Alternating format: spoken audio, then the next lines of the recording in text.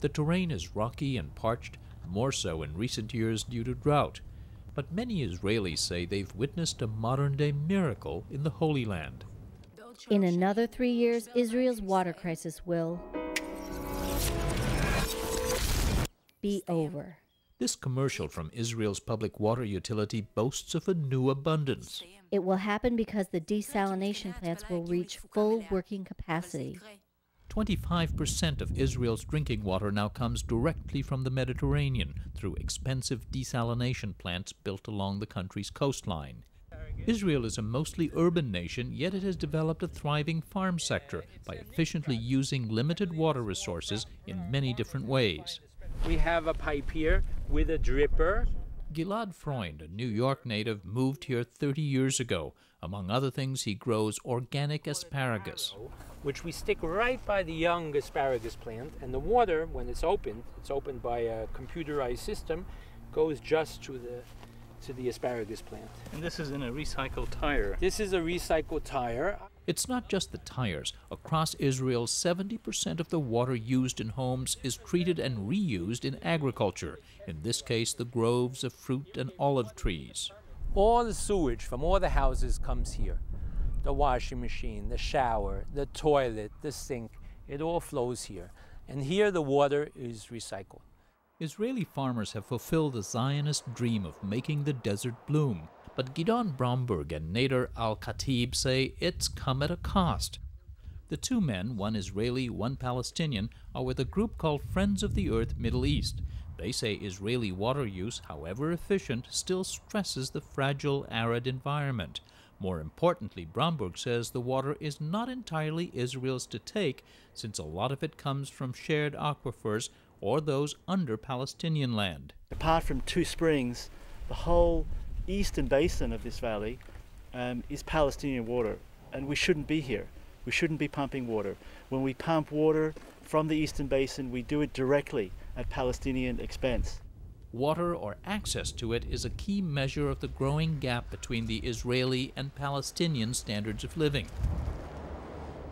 The water disparity is especially sensitive in the West Bank, land captured by Israel in the 1967 war, a lot of it now under Palestinian self-rule.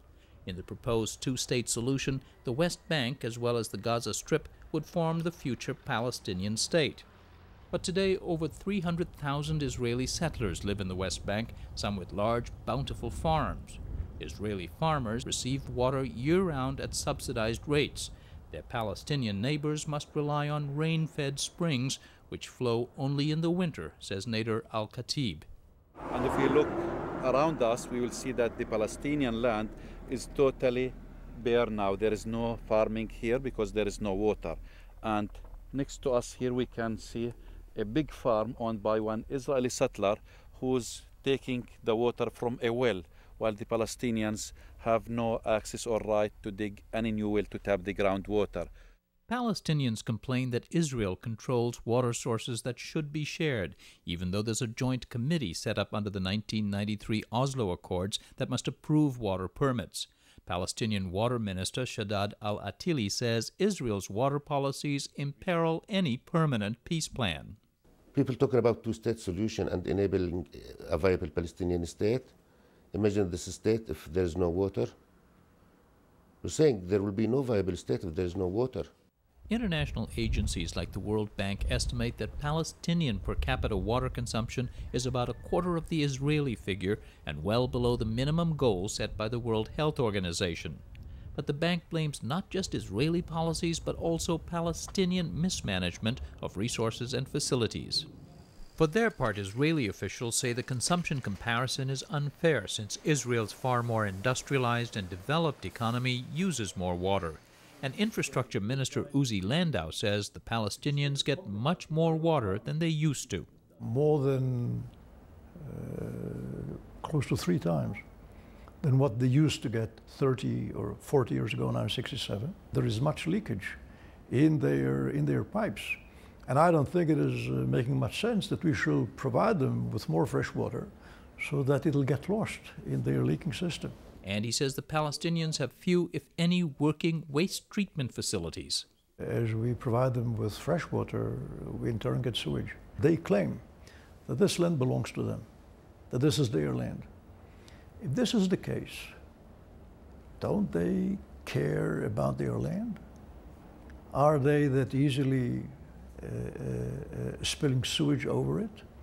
Minister Landau, we return back sewage because you never approve a Palestinian project submitted to the GWC, the Joint Water Committee, or to the civil administration. Attili notes that Israeli settlers also release untreated sewage. The Israelis say that's because the Palestinians haven't issued permits for treatment plants. Those aren't likely since the Palestinians regard these Jewish settlements as illegal. As the arguments go back and forth, as the impasse drags on, Friends of the Earth says it wants to draw attention to the humanitarian and especially environmental consequences. Water is a human right issue and should not be kept the hostage of the conflict.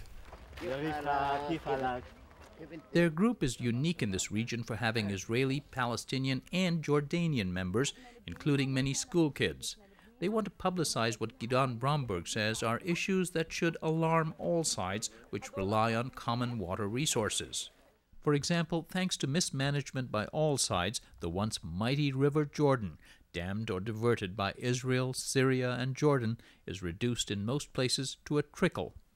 98% of the historical flow of the Jordan today no longer flows.